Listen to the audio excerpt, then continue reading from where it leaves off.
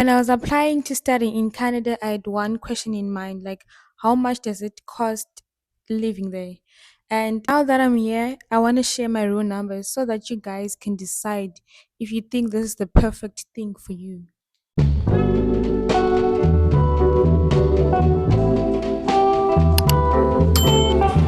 Hello, guys, welcome back to my YouTube channel. It's Angel Tadwa here, and I am currently studying in Canada at the University of Manitoba. And if you're a returning subscriber, welcome back to my channel. And if you're a new subscriber, welcome back to my channel. Don't forget to like, share, and subscribe. And if you find this video useful or helpful, don't forget to like and comment and subscribe, and don't forget to tell a friend to tell a friend. And you just dropped another video, baby. Subscribe. Let's get right into the costs, the expenses. Let's start with the tuition fees because this is where most of the money goes. So when we're talking about tuition, it actually depends with the classes you are taking, and it depends with in which it depends in which faculty the classes belong to. So if the classes belong to the faculty of science, it's expensive, and if they belong to the business faculty, it's expensive too. But if they belong to the arts class, they're expensive, but not that expensive compared to the business and science class. So when we're talking about tuition, it actually depends with the classes that you're taking. So if you're taking like three classes and they belong like to the faculty of science, and the other class belongs to the business, and the other class belongs to the arts class, it would be approximately like 5,000 US dollars, like this tuition per semester. So as for me, I pay my parents pay my tuition per semester. So as when I came here, I was taking like three classes, and that was like around 5,000 US dollars. But as for the last semester, I was taking like four classes, and it was around like 7,000 US dollars.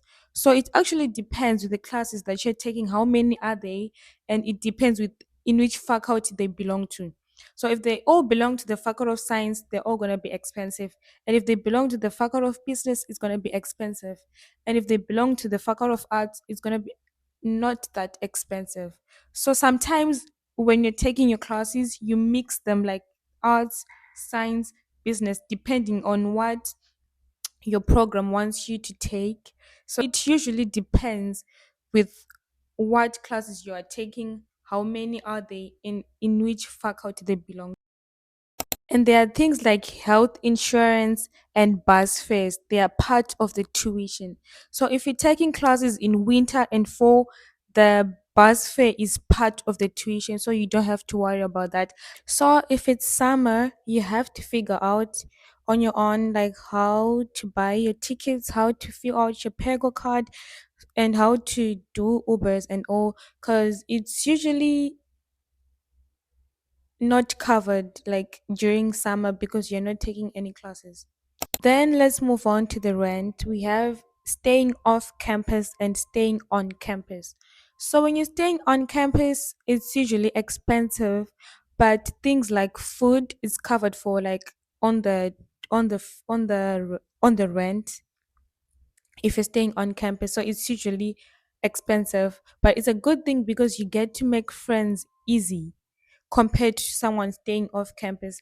But when you're staying off campus, it's like you have, if you get like if you find people who want to stay with you, or people who you can share an apartment with, it's usually cheaper like that because you get to pay like 600 card to 700 card per month. So that's a good deal. And if you as for me, like I can only speak about staying off campus because when I came here, I didn't stay on campus. I started staying with my sisters. And yeah, so like it's a good thing to stay like in an apartment because you get to save and your rent is not that much expensive. As for me, my rent right now is actually less than 400, I would say, because I stay with my sisters. So it's actually easy for me. And then if you're staying off campus, you have to think about the groceries. So let's move on to the groceries like expense. So let's move on to groceries. So about groceries, it usually depends with the type of food you eat. But usually I think 100 card to 300 card per month is reasonable depending on the type of food you eat. So as for me, it's like 100 card per month because I don't eat that much food and I stay with other people. So we buy groceries like together in bulk. So that's cheaper for me. For me, I don't know about others, but as for me, it's cheaper for me to buy groceries with my sisters, and it's like 100 card per month. When you're coming here, you have to prepare yourself because there are other things like meat. Meat, meat is so expensive, but things like chicken and pork, like it's not that expensive compared to beef. Beef is expensive. I don't know why beef is that expensive, but beef, so like there's, so you see like other times you have to only eat chicken pork. You reach to an extent where you are tired of the same meal, but don't worry, you will survive. You will survive because I'm also surviving, and I'm a picky eater, but I'm surviving. So you will survive. I trust you. So as for staying off campus and when you're staying like in an apartment, there are other things like Wi-Fi. You have to pay for Wi-Fi. You have to pay for hydro. You have to pay for. I think if you're staying with other people, it'll be like all those expensive like Wi-Fi, hydro, water. I think I'll just list them down here, but I think 100 card would like can pay for those things monthly, like Wi-Fi, hydro, and other expenses like that are part of the staying off campus or staying at an apartment. Yeah. And there's the expense like for eating out, toiletries.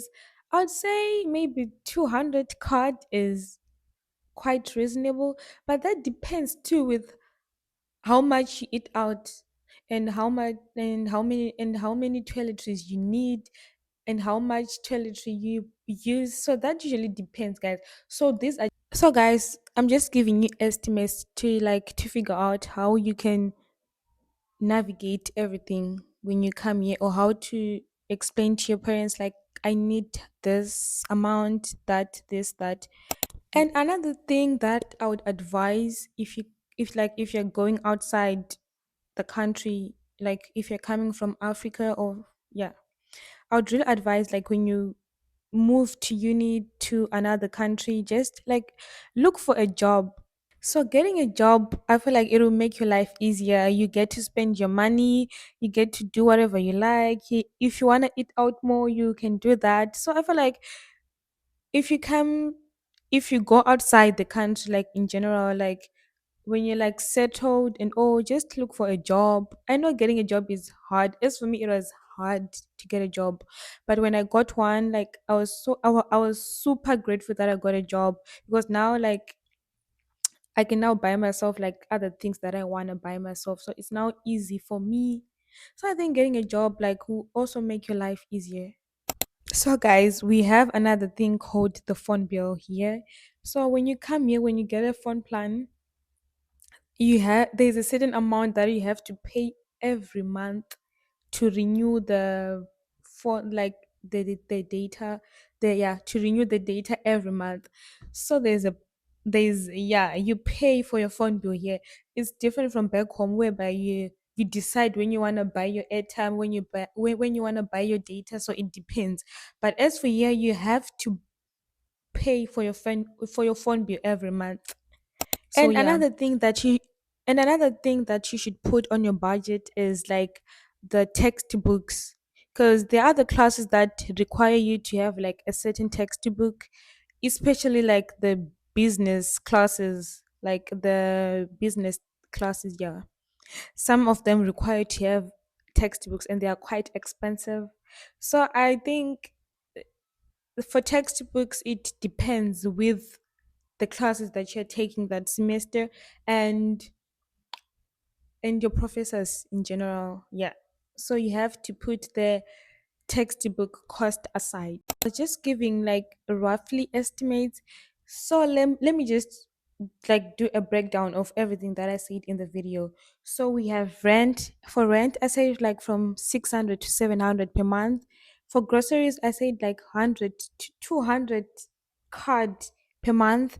Then for transport, it's covered for during like winter classes and for I mean as for transport it's covered for during the fall semester and the winter semester, but as for summer you have to figure out things on your own. Then we have like eating out, toiletries, etc. So I think I would give it like 200 card range, like 100 to 200.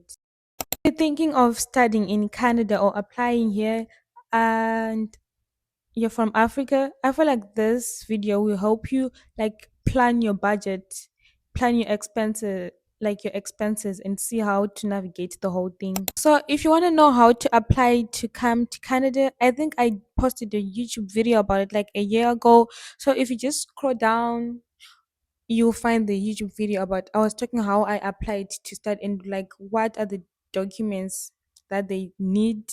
Yeah. So I think I'm gonna just put the link in my description for you guys, like so that it can be easier for you to get access. And don't forget to watch my other videos, guys. Yeah, this year I'm gonna be serious about YouTube. I hope you guys enjoyed this video as much as I did breaking down all the expenses. I hope you guys enjoyed this video. So yeah, see you in the next video. Don't forget to watch my other videos, please. See you guys. Bye.